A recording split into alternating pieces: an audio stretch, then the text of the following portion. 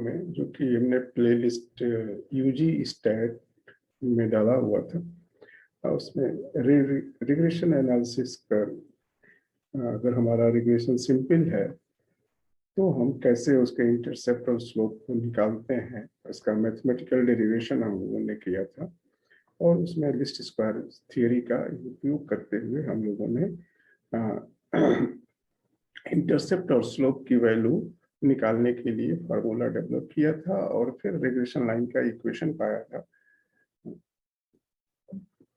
और उसमें अगर आपको याद हो तो हम लोगों ने पाया था कि Y P is equals to Y bar plus covariance of X Y upon sigma X square X minus X bar, जहाँ की कोवेरियंस एक्स वाई अपन ये हमारा स्लोप था और Y bar minus covariance of X Y upon sigma X square X bar ये intercept था हमारी line का। अब एक हम छोटा सा एग्जांपल कंसीडर करते हैं। मान लीजिए कि हमारे पास पेयर ऑफ ऑब्जर्वेशंस हैं रियल लाइफ में, और उसमें से एक्स जो है इनकम एक्सप्लेन कर रहा है पर डे और एक्सपेंडिचर पर डे उनका वाई एक्सप्लेन कर रहा है। और ऐसा हम लोगों ने 20 फैमिलीज से कलेक्ट किया। इसका मतलब है कि हमारे पास 20 पेयर्स हैं ऑब्जर्वेशंस के। इस पर तो इनकम और एक्सपेंडिचर पे फिर कहा जा रहा है कि मान लीजिए कि उस डेटा से जो 20 पेयर्स थे उस डेटा से यूनिवेरिएट और बाईवेरिएट समरी निकाली गई जो कि यहाँ दी गई है। ये यूनिवेरिएट और बाईवेरिएट समरी का क्या मतलब है? तो जब आप अपने डेटा से मेजर ऑफ सेंट्रल टेंडेंसी निकालते हैं, जब आप डिस्पर्सन निकालते हैं, जब आप मोमेंट्स निकालते हैं, तो ये सारे के सारे या मोमेंट्स के आधार पे स्क्यूनेस और कुर्टोसिस निकालते हैं। ये सारे की सारे चीजें हम यूनिवेरिएट समरी उस वेरिएबल का बोलते हैं या उस डेटा सेट का बोलते हैं कि हमने सिंगल वेरिएबल का समराइज्ड वैल्यू निकाला हुआ है। जब हमारे पास बाईवेरिएट डेटा होता है, मतलब कि हम दो वेरिएबल को साथ साथ देखते हैं, उस केस में जो हम एडिशनल समरी निकालते हैं और वो कोरिलेशन होता है जो कि कोवेरिएंस पे बेस्ड होता है और वेरिएंस ऑफ एक्स और वेरिएंस ऑफ वाई पे बेस्ड होता है। तो जनरली बाईवेरिएट समरी में जब हम जाते हैं तो एक एडिशनल चीज निकालते हैं कोवेरिएंस ऑफ एक्स वाई, इससे से रिलेटेड हम कोरिलेशन भी निकाल लेते हैं और भी बहुत सारी चीजें निकालते हैं। तो ये हमारे बाईवेरिएट समरी का पार्ट है और हम मान ले रहे हैं कि उस डेटा से ये कैलकुलेट करके लिया हुआ है। अब है कि यहाँ पे अगर आपको कुछ अजीब लग रहा होगा, मैंने यहाँ एक्स बार लिखा है 200 रुपये, मीन्स औसत इनकम उनकी 200 रुपये है। वाई बार 180 रुपये, मीन्स औसत खर्च प्रतिदिन उनका 180 रुपये हो रहा है उन परिवारों का। फिर हमने वेरिएंस लिखा है 16 रुपीज स्क्वायर। 16 रुपीज नहीं लिखा है, इसे आपको ध्यान देना चाहिए। क्यों? क्योंकि हमारा डेटा रुपीज में है और वेरिएंस जब हम लोग करते हैं तो x माइनस एक्स बार का स्क्वायर करते हैं, मीन्स जो भी हमने सब्सट्रैक्शन किया उसका स्क्वायर कर दिया। तो income minus mean income is equals to income in rupees and its square is rupees square. कुछ लोगों को ये ऑर्डर लग सकता है कि rupees square is the meaning of rupees square, but हो सकता है कि इसका कोई रियल सिग्निफिकेंस आपको न दिखाई दे। लेकिन चूंकि मैथमेटिक्स जो रूल पे चलता है, तो जब हम दो यूनिट मल्टीप्लाई करते हैं तो यूनिट का स्क्वायर लिखते हैं। सिमिलरली कोवेरिएंस में भी हम x minus X bar into Y minus Y बार का मीन निकालते हैं। तो x माइनस एक्स बार हमारा रुपीज में होगा, वाई माइनस वाई बार रुपीज में होगा, तो कोवेरिएंस की भी वैल्यू हम रुपीज स्क्वायर में लिखेंगे। अब आगे कहा गया है कि मान लीजिए कि ये दोनों वेरिएबल लीनियरली रिलेटेड है, मीन्स लीनियर लाइन पे तो नहीं है लेकिन लीनियर लाइन के क्लोज में है। स्कैटर्ड तो है लेकिन लीनियर लाइन के क्लोज में स्कैटर्ड है, सो लीनियरली रिलेटेड है। अब पूछा गया कि what will be the average expenditure of a family. किसी एक फैमिली का एवरेज एक्सपेंडिचर क्या होगा अगर उसकी फैमिली की 170 रुपये प्रतिदिन इनकम हमको पता है।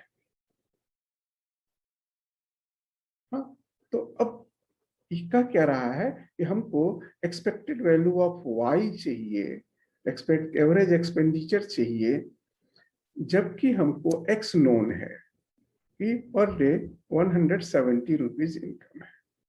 तो अब जो हम लोगों ने रिग्रेशन लाइन बनाई थी उसकी सहायता से हम ये जो इक्वेशन नंबर 9 में अगर इसको हम y को एक्सपेंडिचर मान लें, x को इनकम मान लें, तो अब हम ये स्ट्रेट लाइन, लीनियर लाइन इस 20 पॉइंट पे फिट कर सकते हैं on the basis of these information. तो हमने क्या किया कि इस इक्वेशन नंबर 9 में हमने ये वैल्यूज पुट कर दी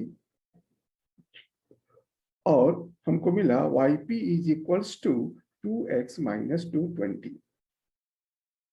इसलिए हमारा जो मॉडल बना on the basis of this information ये हुआ yp is equals to 2x minus 220।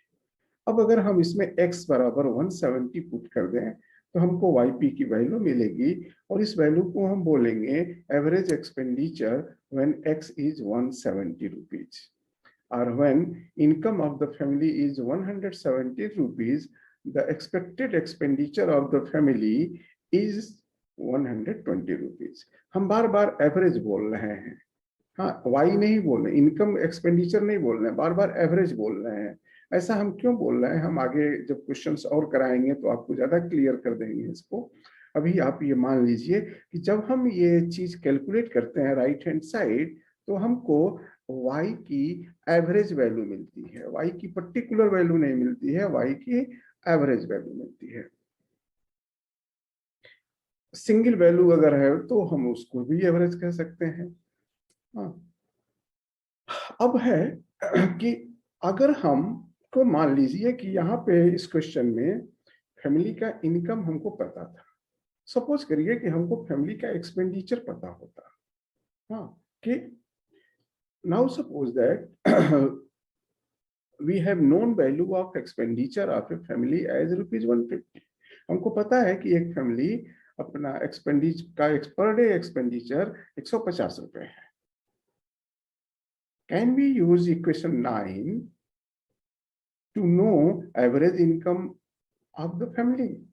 क्या हम इस इक्वेशन से, हाँ इस इक्वेशन से हम x की वैल्यू, x की एवरेज वैल्यू निकाल सकते हैं कि नहीं?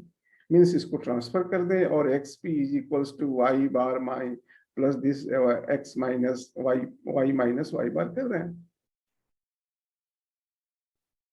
y minus y bar is equals to sigma x square upon covariance of x minus x bar, और ट्रांसफर करके हम x बराबर y के टर्म में फंक्शन को लिख दें और हम उसमें y की वैल्यू पुट करके फिर हम x की वैल्यू को पता कर लें। ऐसा क्या संभव है कि नहीं? तो आंसर है कि नहीं। क्यों? बिकॉज ये जो इक्वेशन नंबर 9 है ये, इसमें हम लोगों ने x को, ये जो हम स्लोप और इंटरसेप्ट मेजर किया हुआ है वो क्या है?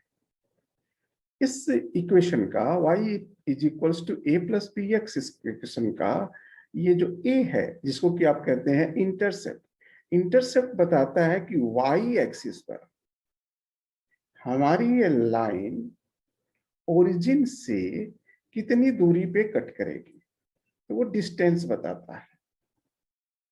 और ये जो b बताता है वो क्या है? ये है rate of change in y में परिवर्तन की दर। कब? जबकि x में एक यूनिट परिवर्तन किया जाए। जैसे मान लीजिए कि यहाँ पे हम x इज इक्वल्स टू 1 पे हैं तो y इज इक्वल्स टू कोई वैल्यू है, इतनी बड़ी वैल्यू y की है। अब अगर हम x को 1 यूनिट बढ़ा दें तो y में कितना परिवर्तन होगा? हाँ, तो y में हम अगर आप इसको इस तरह से देखें, मैं इसमें से एक ये लेता हूं कि अगर हमारा x ये है और अगर हम x को 1 यूनिट बढ़ा दें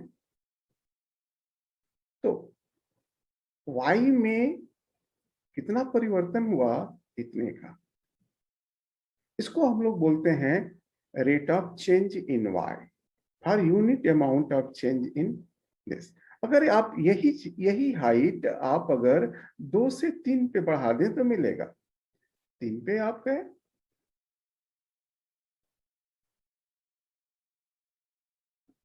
अब आप इसी को बोलते हैं स्लोप, जो कि एक्स एक्सिस से मेजर किया जाता है।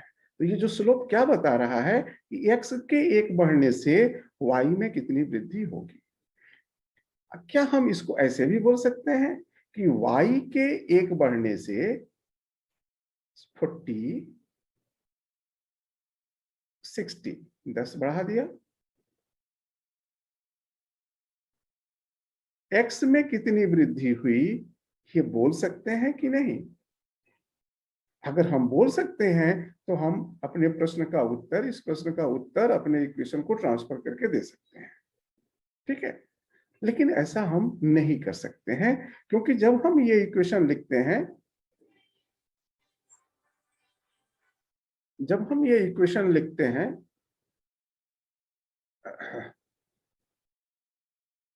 इसको कैसे खत्म करें भाई, नॉट ऑन माउस। हाँ, जब हम ये इक्वेशन लिखते हैं ये वाला, तो इसमें हम जो स्लोप लेते हैं वो एक्स एक्सिस से मेजर करते हैं और ये मानते हैं कि एक्स की वैल्यू के लिए हमको वाई की वैल्यू मिलेगी, और ये बी आपका डी एक्स ऑफ वाई होता है, डी एक्स ऑफ वाई होता है। ठीक है, तो ये जो हमारा बी आया है ये क्या है, डी एक्स ऑफ वाई है। तो अगर हमको y में चेंज बताना है, y के विषय में बताना है, x के मालूम होने पर, तो हम slope D D X of Y को यूज करेंगे। लेकिन हमारा इस क्वेश्चन में तो है कि हम x के विषय में जानना चाहते हैं कि हम क्या करेंगे, x की वैल्यू क्या होगी। तो फिर हमें इसका जवाब देने के लिए ये पर्याप्त लाइन हमारी नहीं हो पाएगी, जो कि हम लोग जिस लाइन पे बात कर रहे थे, इक्वेशन नंबर 9। तो इक्वेशन नंबर 9 हमारा ये जो है, ये एक पर्टिकुलर पर्पज के लिए है। कब, जबकि हम को x की वैल्यू के करेस्पॉन्डिंग y में चेंज देखना हो, मींस x की वैल्यू हमको पता हो और y की वैल्यू पता करनी हो। ऐसी सिचुएशन में हम बोलते हैं कि हमारा x इंडिपेंडेंट है, स्वतंत्र है, इंडिपेंडेंट वेरिएबल है, स्वतंत्र वेरिएबल कोई भी वैल्यू ले सकता है। और y को बोलते हैं डिपेंडेंट है, डिपेंडेंट वेरिएबल है, मींस ये स्वतंत्र नहीं है, इसकी वैल्यू किस पर निर्भर करेगी, x पर। तो जब हम ये इक्वेशन लिखते हैं, जब हम स्लोप को x एक्सिस से मेजर करते हैं और y इंटरसेप्ट लिखते हैं अपने लीनियर रिग्रेशन फार्मूले में, तो हम लोग इसको बोलते हैं कि इसमें y डिपेंडेंट है और x इंडिपेंडेंट है, और इसका यूज हम y के विषय में यूज को पता करने के लिए यूज करते हैं, जबकि x दिया हुआ हो। अब अगर आपको x दिया हो नहीं है, x पता करना है और y दिया हुआ है, तो फिर आपको एक ऐसी रिग्रेशन लाइन निकालनी होगी जिसका कि स्लोप मेजर किया जाए। हो सकता है कि ऐसे ही लाइन हो, लेकिन इसका स्लोप हम फिर y एक्सिस से मेजर करेंगे और इंटरसेप्ट देखेंगे कि x एक्सिस से पर कितनी दूर पे कट हो रहा है। यानी कि आपको वो इक्वेशन पाने के लिए अब आप यहाँ पे xp is equals to a dash plus b dash y लिख सकते हैं, और फिर आप रेजिडुअल डिफाइन करके, और ये रेजिडुअल आपका फिर से लिखा जाएगा कि xi minus a dash minus b dash yi का होल स्क्वायर, और फिर a डैश और b डैश को आप इस मैक्सिमा मिनिमा की प्रॉपर्टी से लीस्ट स्क्वायर प्रिंसिपल का इस्तेमाल करते हुए निकालेंगे। आपको दो नॉर्मल इक्वेशन उस किस्से में भी मिलेंगे। फर्क क्या होगा कि यहाँ yi की जगह उसमें xi होगा, xi की जगह उसमें yi होगा। ये चीज एज इट इज रहेगी, लेकिन राइट साइड में यहाँ yi स्क्वायर हो जाएगा। और इस तरह से आप को फिर से स्लोप और इंटरसेप्ट मिल जाएगा, और उस केस में जो आपको इक्वेशन मिलेगा वो मिलेगा xp is equals to x bar plus covariance of xy upon sigma square y minus y bar. और इसमें हम लोग कहेंगे कि इसमें y इंडिपेंडेंट है और y के भी किसी भी नोन वैल्यू के लिए x को हम निकाल सकते हैं। तो यानी कि अगर हमारे पास दो वेरिएबल्स हैं और बाई वेरिएट डेटा है, दोनों को वेरी कर रहे हैं, साथ साथ वेरी कर रहे हैं, एक के चेंज से दूसरे में चेंज आ रहा है, तो हम उनके ऊपर, और अगर वो लीनियर ट्रेंड दिखाई दे रहा है स्कैटर डायग्राम, तो हम उनके ऊपर उन सारे डॉट्स को एक स्ट्रेट लाइन पे क्लस्टर कराने के विषय में सोच सकते हैं, मीन्स रिग्रेशन लाइन बनाने के विषय में सोच सकते हैं। और उसमें जो रिग्रेशन लाइन बनाएंगे वो दो तरह की बनेगी। एक होगा कि इंडिपेंडेंट x हो, डिपेंडेंट y हो, और दूसरा होगा कि डिपेंडेंट x हो, इंडिपेंडेंट y। अब हम लोग thus the y-variate case we obtain two simple regression equations called regression equation y on x denoted written as this one, and regression equation of x on y written as this one. अब ये जो दोनों equation हैं ये दोनों अलग अलग lines हो गई। इसका स्लोप दूसरा है, इसका स्लोप दूसरा है। इसका स्लोप x एक्सिस से मेजर हो रहा है, इसका स्लोप y एक्सिस से मेजर हो रहा है। इसलिए अब इन स्लोप्स को हम लोग एक नोटेशन दे देते हैं। अगर इसको भी b लिखें, इसको भी b लिखें, then it will be problematic. तो एक नोटेशन दे देते हैं, इसको लोग लिखते हैं by(x) और इसको लिखते हैं bxy। ऐसा क्यों? इसको हम लोग पढ़ते हैं regression equation y on x। y on x, y on x means y is dependent and y is based on x। तो उसके रिग्रेशन कोएफिशिएंट को लिखते हैं by(x). इसको पढ़ते हैं regression equation x on y, और इसका जो स्लोप है इसको बोलते हैं bxy। ये दोनों रिग्रेशन कोएफिशिएंट कहलाते हैं। इसके अलावा जो इंटरसेप्ट टर्म है वह भी रिग्रेशन कोएफिशिएंट कहलाता है। यानी कि अगर हमारे पास दो वेरिएबल है तो हमारे पास दो इक्वेशन होंगे, दो सिंपल रिग्रेशन इक्वेशन होंगे। एक होगा y on x, एक होगा x on y।